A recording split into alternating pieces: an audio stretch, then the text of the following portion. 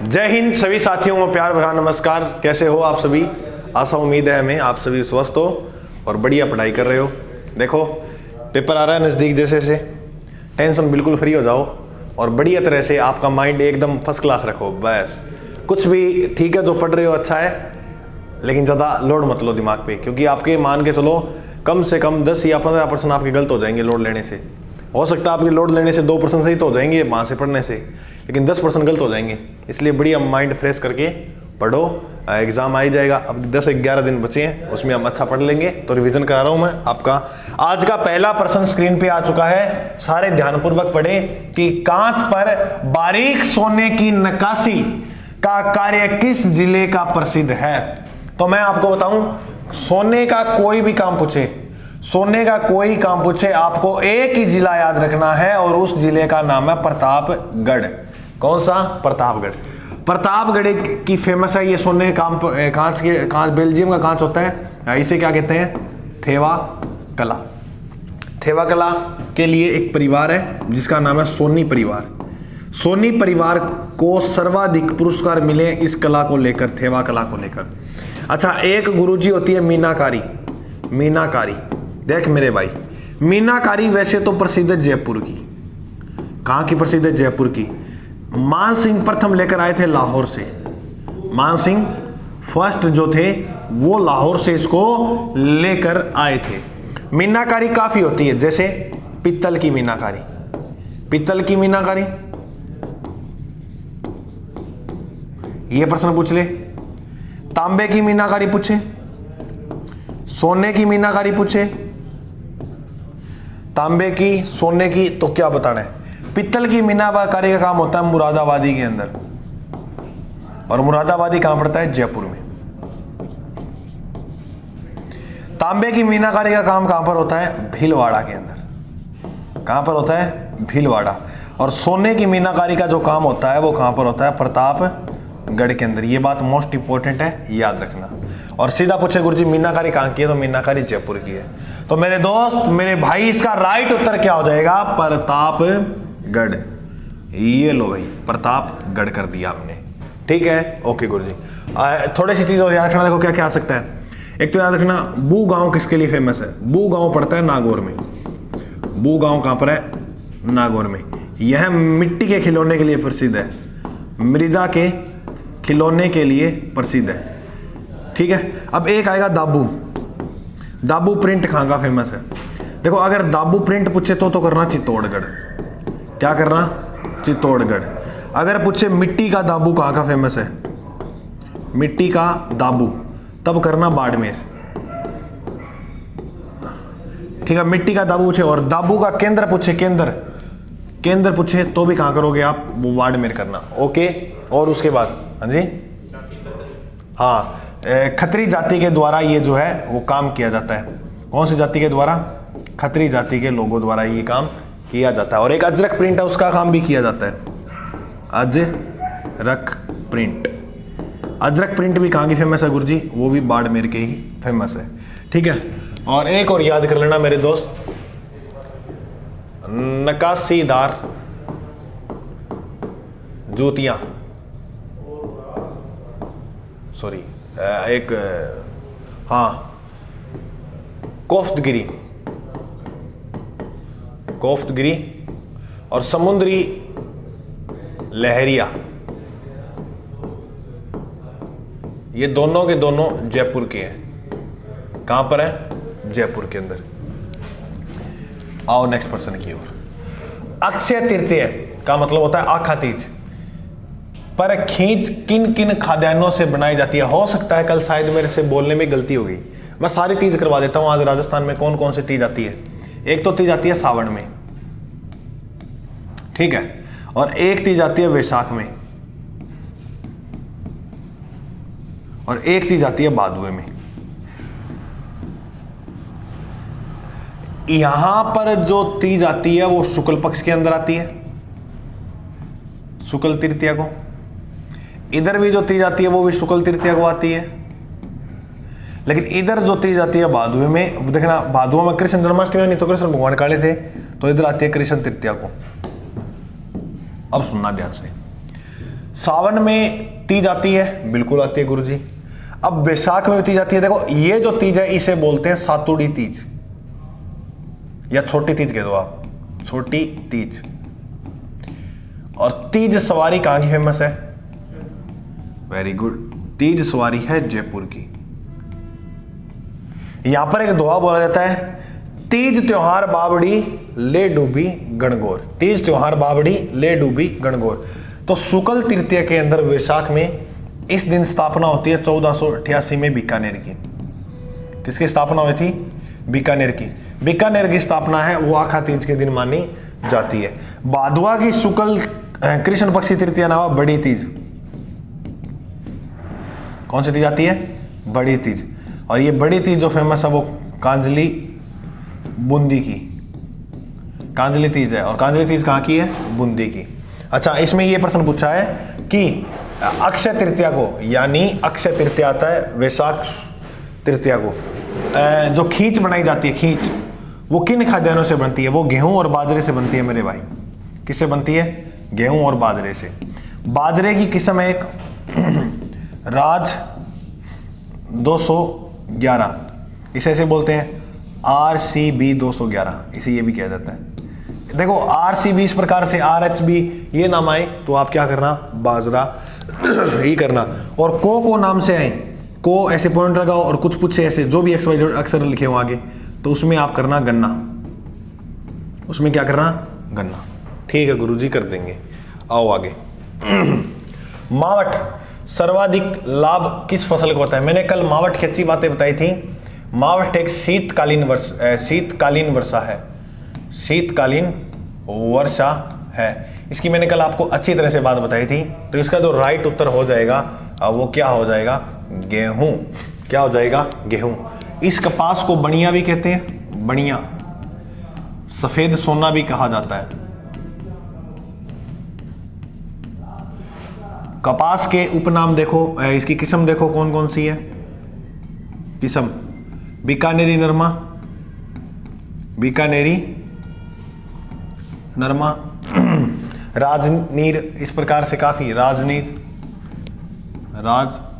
ये सारी जो किस्में हैं वो किसकी है? कपास की। ठीक है। कपास में आप एक बात और याद रखना, मोस्ट इंपॉर्टेंट, कपास का सर्वाधिक उत्पादन किस जिले के अंदर होता है? तो अपना हनुमानगढ़ वाला जो बेल्ट है ना, वो कपास का अच्छा उत्पादन कर देता है। कपास के लिए मिट्टी कौन सी चाहिए गुरुजी? काली। कैसे कपास? कैसे काली? काली मृदा चाहिए। ठीक है, ये मोस्ट इंपॉर्टेंट बात है। और मूंगफली के लिए पीली मिट्टी चाहिए। कौन सी मिट्टी चाहिए? पीली मिट्टी। और मूंगफली का सर्वाधिक उत्पादन होता है राजकोट में। और राजकोट कहाँ पर पड़ता है? बीकानेर। इस राजकोट को लूणकरण सर, इसे राजस्थान का राजकोट भी कहा जाता है। निम्न में से कौन सा कथन असत्य है? इसमें आपको असत्य बताना है, सुनना।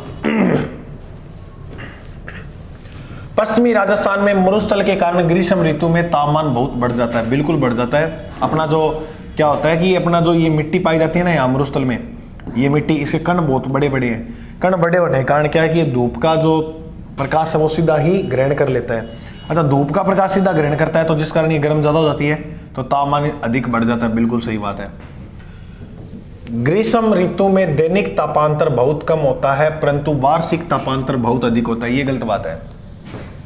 इसमें क्या पूछा है? असत्य पूछा है ना, तो ये ऐसी कोई बात नहीं है। मैं समझाऊंगा कैसे नहीं है। ऊंचाई पर स्थित होने पर के कारण माउंट आबू सबसे ठंडा है। बिल्कुल है। राजस्थान का सबसे आदर जिला झालावाड़ है। बिल्कुल ये बात भी सही है। मैं तुम्हें एक बात बताऊं मेरे भाई, अगर आपसे पूछे राजस्थान में सर्वाधिक तापांतर जिला, अब ये तापांतर दो प्रकार से प्रश्न बनते हैं। एक तो पूछेगा सर्वाधिक दैनिक तापांतर जिला कौन सा है राजस्थान का, और एक आपसे पूछेगा एक सर्वाधिक वार्षिक तापांतर जिला कौन सा है। अगर आपसे प्रश्न पूछेगी राजस्थान का सर्वाधिक दैनिक तापांतर जिला कौन सा है, तब आप उत्तर क्या करोगे? जैसलमेर। क्या करोगे? जैसलमेर। और वार्षिक तापांतर के अंदर जिला पूछे तो आप जिले में नाम ले देना चूरू का। क्या करोगे? चूरू, क्योंकि चूरू राजस्थान का सबसे ठंडा व राजस्थान का सबसे गर्म जिला है। कौन सा? चूरू। इसके अलावा मैं आपको बात बताऊं, आपसे पूछे सर्वाधिक आर्द्र जिला कौन सा है? सर्वाधिक आर्द्र अभी बताया कौन सा है? झालावाड़। ठीक है, ये तो तूने बता दिया। अगर पूछे न्यूनतम आर्द्र जिला, तो न्यूनतम वही होगा जहां वर्षा कम होगी। जहां वर्षा ज्यादा होगी वो आर्द्र ज्यादा होगा, जहां कम होगी वो कम होगा। राजस्थान में सर्वाधिक वर्षा भी कहां होती है और न्यूनतम कहां होती है? जैसलमेर। क्लियर? अच्छा, अगर पूछ ले राजस्थान में सर्वाधिक वर्षा वाला स्थान, वर्षा का स्थान, एक तो पूछेगा सर्वाधिक कहां पर होती है, बोलो कहां? माउंट आबू। तो बताओ न्यूनतम वर्षा वाला स्थान है सम कहां पड़ता है? जैसलमेर के अंदर। एक ही ये बात याद रखना। न्यूनतम दैनिक तापांतर वाला जिला, न्यूनतम दैनिक व वार्षिक तापांतर बांसवाड़ा जिले का होता है। कौन से जिले का है? दोनों में एक ही उत्तर कर देना, बांसवाड़ा। चाहे न्यूनतम पूछे, दैनिक पूछे, चाहे सर्वाधिक पूछे। देखो मैं एक बार रिवीजन कर देता हूं, बहुत अच्छा प्रश्न आ सकता है यहां से। सर्वाधिक दैनिक तापांतर है जैसलमेर का। वर्ष की बात है तो चूरू का, चूरू राजस्थान का सबसे ठंडा और गर्म जिला भी माना जाता है। उसके बाद न्यूनतम दैनिक व वार्षिक तापांतर है बांसवाड़ा का। वर्षा वाला सर्वाधिक स्थान माउंट आबू है, न्यूनतम वर्षा सम के अंदर होती है, स्थान पूछे तो। और सर्वाधिक वर्षा वाला जिला झालावाड़ है और न्यूनतम जैसलमेर, इसलिए झालावाड़ की आर्द्रता अधिक होगी और जैसलमेर की आर्द्रता क्या होगी? कम। चलो आगे नेक्स्ट प्रश्न की ओर। इसका जो राइट उत्तर है वो नंबर 2 ऑप्शन हो जाएगा। अगला जो प्रश्न है वो ये कि निम्न में से कौन सी नदी बनास की सहायक नदी नहीं है? बनास की काफी नदी सहायक है, लेकिन पार्वती जो नदी है वो बनास की सहायक नहीं है। क्यों नहीं है गुरुजी? ये चंबल की सहायक है। चंबल की एक और सहायक नदी है काली सिंध, ये उसकी सहायक है। ठीक है, ऐसे याद रखना। कोठारी, खारी और मेनाल ये सारी किसकी सहायक नदी है? ये बनास की। इसका उद्गम जो होता है वो दिवेर घाटी से होता है। दिवेर घाटी स्थान पड़ता है राजसमंद के अंदर। इसी नदी के नंदराय नामक स्थान पर, नंदराय भीलवाड़ा में बनास नदी में मिल जाती है ये। ठीक है, कोठारी नदी के किनारे एक सभ्यता पनपी थी जिसका नाम था बागोर सभ्यता। बागोर सभ्यता किस नदी के किनारे है? कोठारी। यहां राजस्थान में सबसे पहले पशुपालन के साक्ष्य मिले। किसके साक्ष्य मिले? पशुपालन के। दूसरी, एक तो ये सभ्यता याद रखना, एक बांध याद रखना, मेजा बांध। मेजा बांध भीलवाड़ा के अंदर किस नदी के ऊपर है? अगर आपसे कोई प्रश्न ऐसे पूछे जिग-जैग बांध का है, जिग-जैग नहीं सुना हुआ ना? चलो सुनकर बताना फिर। तो ये इसका राइट उत्तर कौन सा हो जाएगा? पार्वती नदी। खारी नदी का जो उद्गम होता है मेरे भाई वो बिजराल गांव से होता है, बिजराल ग्राम की पहाड़ी। और बिजराल गांव जो है वो राजस्थान के राजसमंद जिले में ही है ना? तो ये खारी नदी। ठीक है, मेनाल नदी है ये क्या लिखा हुआ? मेनाल। मेनाल का उद्गम जो होता है वो बिजोलिया भीलवाड़ा से होता है। तो ये भीलवाड़ा की प्रमुख नदी मानी जाती है, जो बिगोद में बनास नदी में पानी डाल देती है। आओ नेक्स्ट प्रश्न की ओर। कौन सी नदी को अर्जुन की गंगा कहा जाता है? देखो कहानी क्या हुई थी, अर्जुन ने तीर मारकर एक नदी निकाली पहाड़ में, और तीर मारकर जो नदी निकाली वो नदी निकली, उसका नाम था बाणगंगा नदी। कौन सा नाम था? बाणगंगा नदी। इस नदी को रुंडित नदी भी कहा जाता है। कौन सी नदी? रुंडित नदी। इस नदी को ताला नदी भी कहा जाता है, ताला नदी भी कहा जाता है।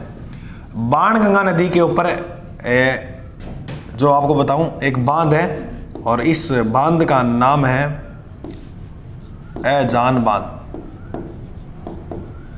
ऐजान बांध जो है बाणगंगा नदी पर, वो भरतपुर के अंदर है। बाणगंगा यमुना नदी के अंदर अपना जल डाल देती है यूपी में। ठीक है, ये बात तुम याद रखना। इसका जो राइट उत्तर हो जाएगा गुरुजी वो क्या हो जाएगा, इसका राइट उत्तर हो जाएगा बनास। क्लियर हो जाएगा। अगर प्रश्न पूछे झालावाड़ किस नदी के किनारे है, तो झालावाड़ जो है वो इस नदी के किनारे है। चंबल के किनारे कोटा है, केशोराय पाटन वो किसके किनारे है, चंबल के। बनास के किनारे है कुंभलगढ़। कुंभलगढ़ किस नदी किनारे है, बनास। कुंभलगढ़ कहां पड़ता है, राजसमंद। आओ नेक्स्ट प्रश्न। सरदार सरोवर परियोजना किस राज्य की भागीदार नहीं है। सरदार सरोवर जो बांध है वो गुजरात के अंदर है, और यहां से एक नहर परियोजना निकाली अपने राजस्थान के अंदर, इंदिरा गांधी नहर परियोजना। कौन सी, सॉरी, नर्मदा नहर सिंचाई परियोजना।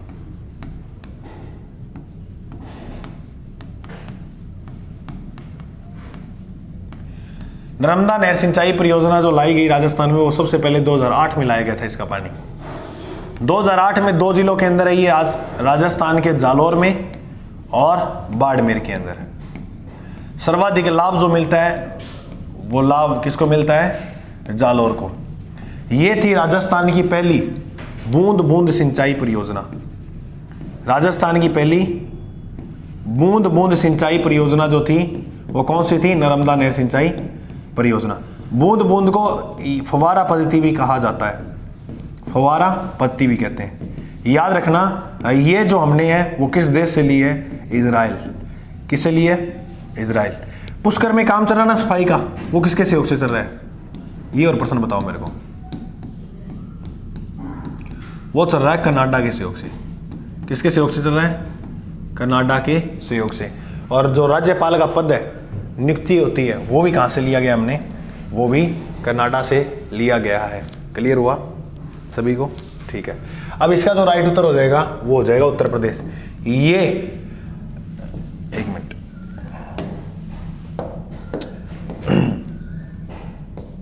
क्योंकि राजस्थान की भी है, गुजरात की भी है और मध्य प्रदेश की भी है, लेकिन उत्तर प्रदेश की नहीं है।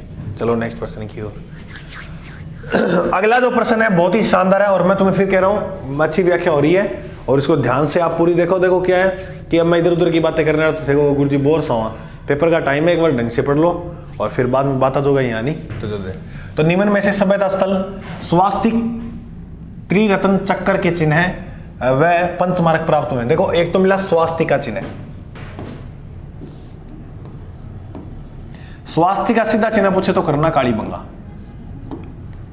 क्या करोगे, काली बंगा। लेकिन यहां क्या पूछा है, स्वास्तिक त्रिरत्न चक्र, ये जो मिला है वो राजस्थान की बेराट सभ्यता के अंदर मिला है।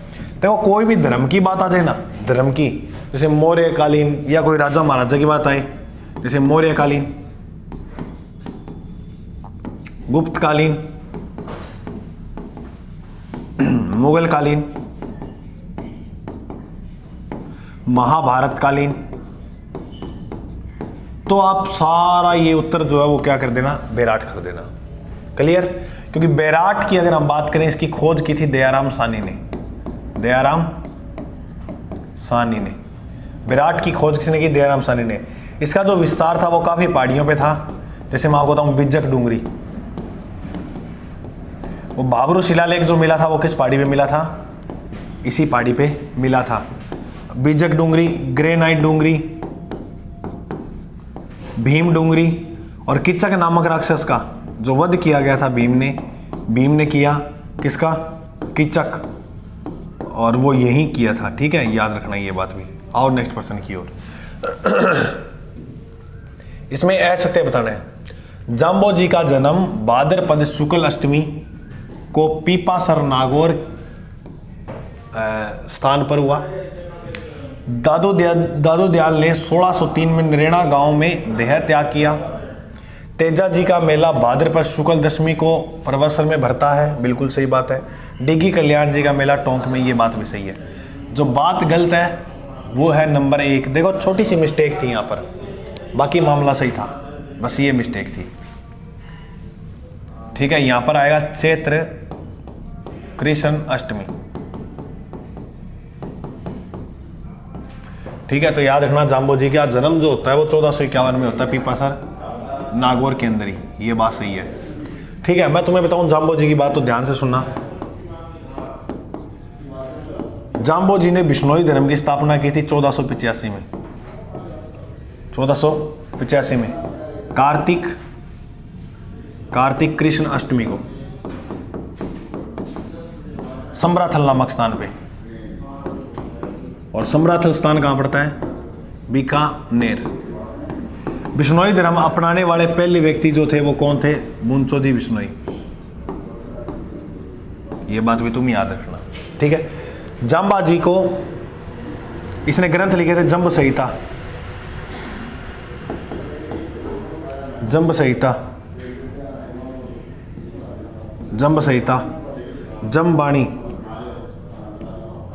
जमबाणी, बिश्नोई धर्म प्रकाश,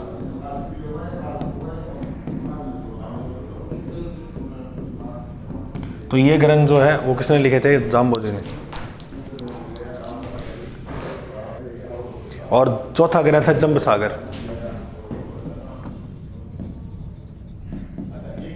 और ये ना थोड़ा सा मिस्टेक है, भाद्रपद शुक्ल सही है, भाद्रपद अष्टमी सही है, लेकिन शुक्ल नहीं है, ये चैत्र नहीं था, वो यहाँ आएगा कृष्ण।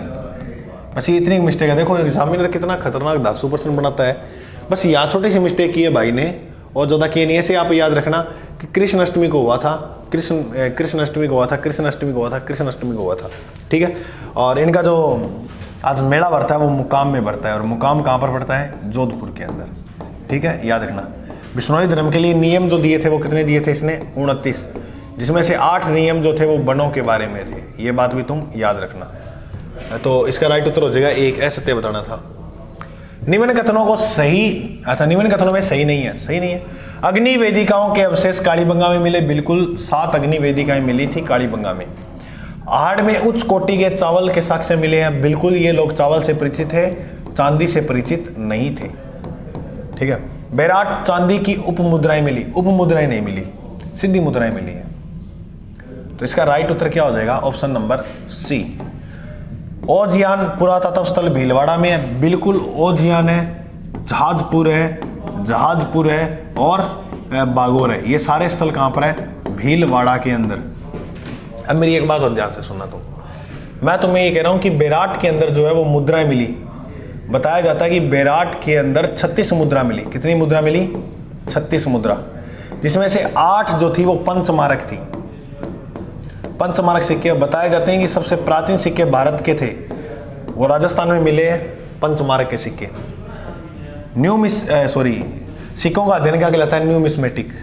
28 सिक्के मिले यूनानियों के, और 28 में से 16 सिक्के, एक यूनानी राजा था जिसका नाम था मिनाडर। तो ये बताया जाता है कि यूनानी शासक मिनाडर के कितने सिक्के मिले हैं? 16। मोस्ट इंपॉर्टेंट है, ये बात याद रखना।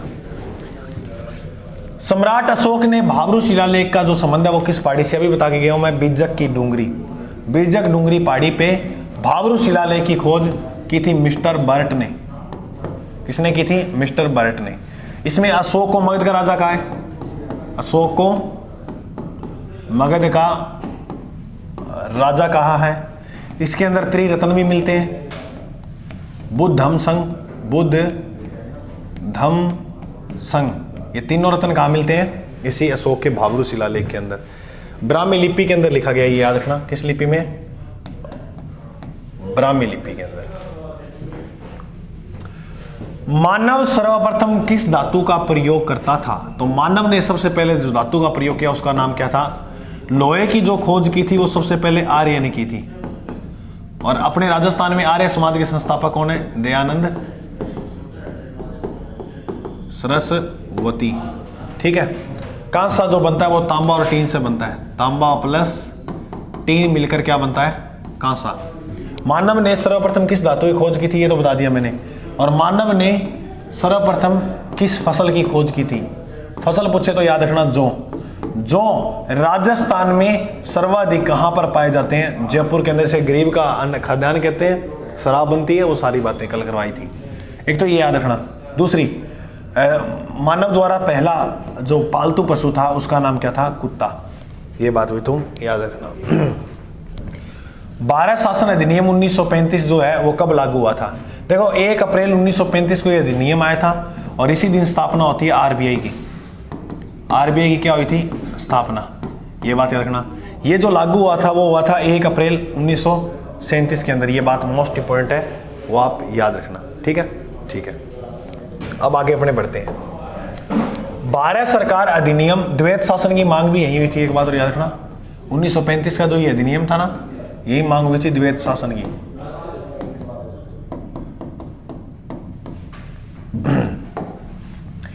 भारत अधिनियम 1935 लागू होने से पहले अजमेर मेरवाड़ा का प्रशासन किस विभाग के हाथ में था? अजमेर मेरवाड़ा का जो शासन था वो विदेशों के हाथ में था, विदेश एवं राजनीतिक विभाग में था। ये बात तुम मोस्ट इंपॉर्टेंट है, याद रखना। ठीक है, कि जो अजमेर मेरवाड़ा का प्रशासन था वो किसके हाथ में था? ये 35 अधिनियम के तहत विदेश एवं राजनीतिक विभाग के पास था। ठीक है, हाँ, क्योंकि ये चीफ कमिश्नरी क्षेत्र था ना, 4 थे चीफ कमिश्नरी, अजमेर, मेरवाड़ा, बलूचिस्तान, कुर्ग और दिल्ली, ये 4 थे। नेक्स्ट प्रश्न, राजस्थानी जागीरदार व्यवस्था के प्रारंभिक काल से संबंधित सत्य कथन है। प्रारंभिक काल के अंदर पूछा है।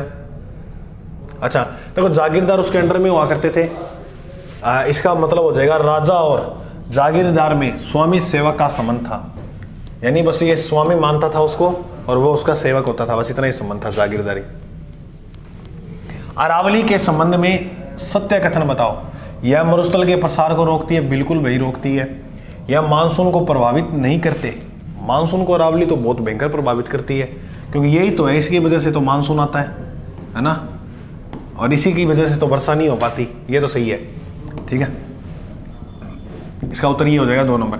अरावली प्रदेश में विभिन्न प्रकार की वनस्पति, वन्य जीव, जड़ी बूटियां पाई जाती हैं, बिल्कुल पाई जाती हैं। अरावली खनिज संसाधन की दृष्टि से बहुत ज़्यादा अधिक मात्रा में यहाँ खनिज पाए जाते हैं अरावली पर्वतमाला के अंदर।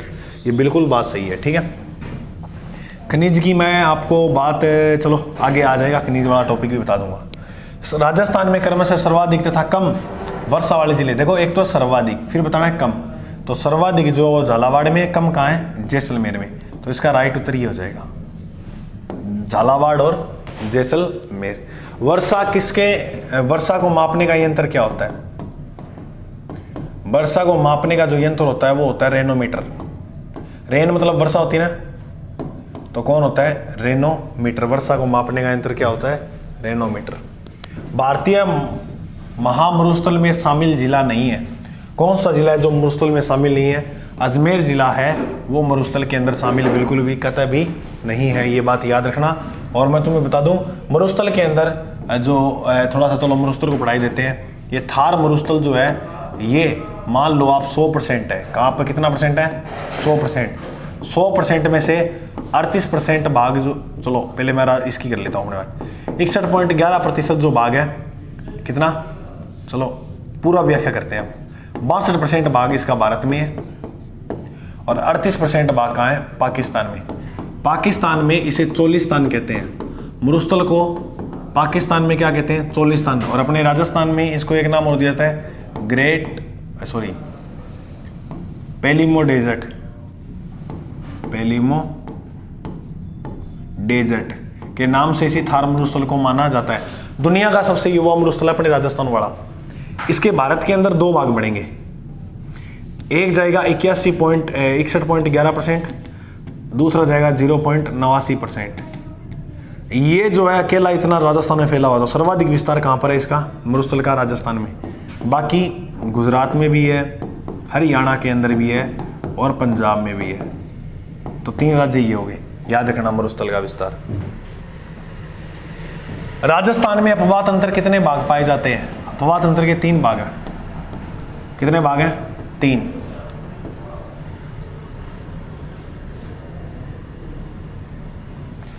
राजस्थान में अपवाह तंत्र के 3 भाग पाए जाते हैं। लिखो, नंबर 1 आंतरिक अपवाह तंत्र।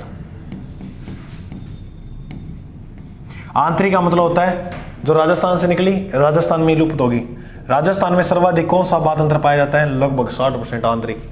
दूसरा, अरब सागर की ओर जाने वाली नदियां। अरब सागर की ओर जाने वाली नदियां, राजस्थान अरब सागर से 400 किलोमीटर दूर है। कितना है? और इधर दूसरा आएगा बंगाल की खाड़ी की ओर जाने वाली नदियां। और बंगाल की खाड़ी जो है राजस्थान से 2900 किलोमीटर दूर है। कितनी? 2900 किलोमीटर है, याद रखना। राजस्थान में जो सर्वाधिक दूरी तय करती है नदियाँ, वो कौन सी करती है? बंगाल की खाड़ी। बंगाल की खाड़ी की ओर जाने वाली नदियाँ सबसे ज़्यादा दूरी तय करती है, याद रखना, ठीक है। ओके गुरु जी। बंगाल की खाड़ी में जो नदियाँ जाती है अपना जल लेकर, वो कितना परसेंट? लगभग 23%। और इधर जो है लगभग 17%। पहले ये 16 था, अब ज़्यादा हो गया, ये ज़्यादा हो गया है ना, 1% ज़्यादा हो गया और वो एक कम हो गया। तो इधर जो है वो 23% है और इधर 17% है। तो सर्वाधिक आंतरिक 2 नंबर पे बंगाल की खाड़ी, 3 नंबर पे अरब सागर की ओर नदियाँ जाती है। नेक्स्ट पर्सन, निम्न में से कौन सी झील जोधपुर में स्थित नहीं है? जोधपुर में स्थित नहीं है। सागरगढ़ सीसर है, बालसमंद है, कायलाना भी है, उमेश सागर। जोधपुर में स्थित नहीं है पूछा है। हाँ, गढ़ सीसर, गढ़ सीसर जैसलमेर में। गढ़ सीसर कहाँ है? जैसलमेर के अंदर। उमेद भी है, कायलाना भी है और बालसमंद भी है। एक और है जोधपुर में, प्रताप सागर। अब प्रताप का नाम आते ही लोग उदयपुर करेंगे, ऐसे मत कर देना, ये जोधपुर के अंदर है। प्रताप सिंह ने बनवाया था झील का नाम, ठीक है, ये बात याद रखना। तो इसका राइट उत्तर हो जाएगा ये। फिर नेक्स्ट पर्सन, आज 25% लिए। निम्न में से सही सुमेलित नहीं है। बंजर भूमि यानी अनुपजाऊ भूमि, बिल्कुल सही बात है। नदी जल के कटाव से युक्त भूमि को बीहड़ कहते हैं, बिल्कुल सही बात है। और बीहड़ भूमि राजस्थान में सर्वाधिक धौलपुर के आसपास जो क्षेत्र पाया जाता है वहां पाई जाती है। जल या पवन द्वारा मृदा का कटाव अपर्दन कहलाता है, बिल्कुल सही बात है। समान अक्षांश मिलने वाले काल्पनिक रेखा को सम रेखा कहते हैं, नहीं, सम वर्षा रेखा नहीं कहा जाता है। तो इसका राइट उत्तर हो जाएगा नंबर 4। सम वर्षा रेखा वो जैसलमेर से गुजरती है, मैंने आपको बताया था 10 सेंटीमीटर, ऐसे इस प्रकार से गुजरती है 10 सेंटीमीटर वर्षा रेखा। भारतीय महामरुस्थल में शामिल जिला नहीं है। भारतीय महामरुस्थल में वही रिपीट हो गया, चलो है ना, अजमेर। राजस्थान में बात अंतर 3 प्रकार का, वही रिपीट। अच्छा, निम्न में से सही सुमेलित नहीं है।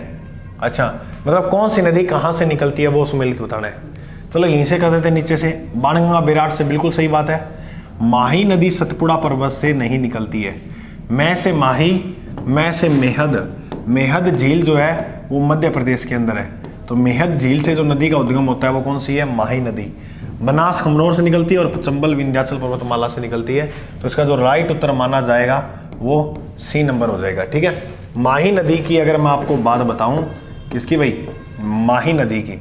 माही नदी राजस्थान के डूंगरपुर और बांसवाड़ा में बहती है। डूंगरपुर प्लस बांसवाड़ा में, यहीं पर बनता है 56 का मैदान। 56 मैदान की सारी बातें कर लेते हैं। एक याद रखना, मेवाड़ में भी 56 अकाल था, उस समय राजा कौन था? 56 अकाल के समय राजा कौन था? तो वो राजा था फतेह सिंह। कौन था? फतेह सिंह। ये वह राजा था जिसको झीलों को जोड़ने अवधारणा का जनक माना गया है। नेक्स्ट पर्सन है, जोधपुर में झील नहीं है, गढ़सीसर नहीं है, जैसलमेर में ये, ठीक है। आज के लिए बहुत पढ़ लिया और इसकी पीडीएफ जो है वो आपको इस टेलीग्राम चैनल पे पूरी मैं प्रोवाइड करवा दूंगा। जीके बाय जय सर नाम से टेलीग्राम चैनल है। थैंक यू ROU एस्पिरेंट, और बढ़िया पढ़ते रहो, रिवीजन करो जितना ज़्यादा होता है, नई चीज़ मत छेड़ो, जो आपको करवा दिया गया अभी तक वही पढ़ो बस। जय हिंद, मिलते हैं अगले भाग में।